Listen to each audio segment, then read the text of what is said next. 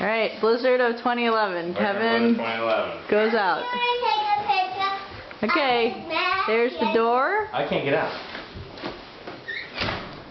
Okay, never mind. We're going out the garage, I guess.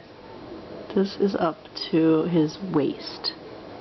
He might have just opened the garage door to get his snowblower. Or maybe he is shoveling out by the garage door first.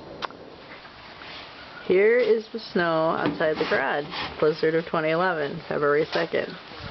Here's Kevin trying to do something with the snow. Alright, you guys getting ready to go for the Blizzard 2011? Yeah. Alright, let's go outside, see what it's like. You ready, Tess? Yeah, but Mommy, I don't want to go. Oh my God! Megan, is it taller than you? Almost. Look at the driveway. Oh my God! I do it! Oh, I do it! I love this day. This is the best day ever!